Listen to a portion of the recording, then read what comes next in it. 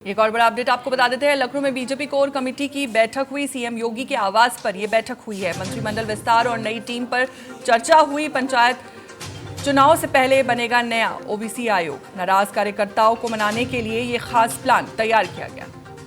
लखनऊ में मुख्यमंत्री आवास पर बीजेपी कोर कमेटी की एक हाई लेवल बैठक हुई है, जिसमें आरएसएस के सह सरकार्यवाह अरुण कुमार विशेष रूप से मौजूद रहे। बैठक में सीएम योगी, दोनों डिप्टी सीएम और प्रदेश अध्यक्ष पंकज चौधरी ने मंत्रिमंडल विस्तार और आगामी पंचायत चुनावों को लेकर मंथन किया। इस दौरान ओबीसी आयोग के गठन और कार्यकर्ताओं की नाराजगी दूर करने पर भी जोर दिया गया है। साथ ही विधानसभा चुनाव से पहले सरकार और संगठन में एकजुटता का संदेश देने की रणनीति बनाई गई है।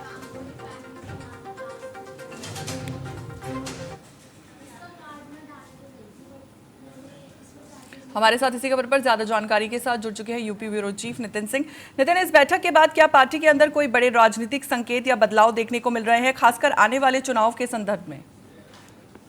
देखिए, कल ये बड़ी बैठक हुई है सीएम आवास पर और संगठन के कई सारे बड़े नेता मौजूद हैं, प्रदेश सरकार के कई नेता मौजूद हैं और साफ तौर पर 2027 के चुनाव से 2027 के चुनाव की रणनीति को लेकर के और पंचायत चुनाव की रणनीति को लेकर के कहीं ना कहीं चर्चाएं हुई हैं कि कैसे पूरे संगठन को मजबूत करना है, जो नाराज हैं उनको मनाना है और कहीं ना कहीं ओबीसी आयोग गठन पर भी मंथन हुआ है, क्योंकि उत्तर प्रदेश में समाजवादी पार्टी जिस तरीके से पीटीए की रणनीति पर काम कर रही है, ऐसे में बीजेपी को ये पता है कि 24 की तरह उनको फिर से नुकसान हो सकता है। तो ऐसे में एक ओबीसी आयोग गठन करने की बात कही जा रही है और इस आयोग के नियम में जो कार्यकर्ताओं का संयोजन है उन पर चर्चा हुई है।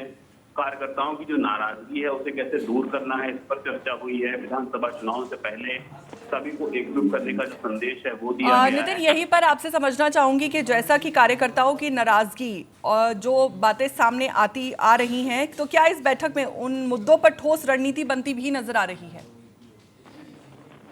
जी, मैं आपका सवाल समझ नहीं पाया। जी, मेरा सवाल आपसे ये है कि जैसा कि कार्यकर्ताओं में नाराजगी की बातें जो हैं वो लगातार सामने आ रही है, तो क्या लगता है इस बैठक से उन मुद्दों पर ठोस रणनीति बनती दिख रही है?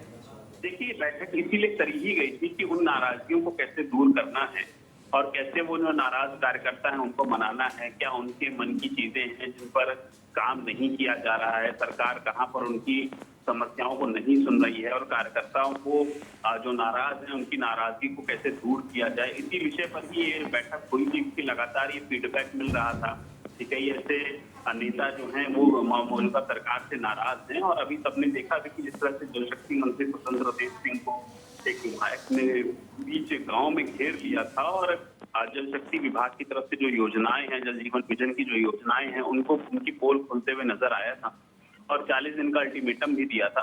तो साफ तौर पर ये अपने में बड़ा सवाल था कि मौजूदा मंत्री को ही उनके विधायक जो हैं वो घेर ले रहे हैं, रोक ले रहे हैं।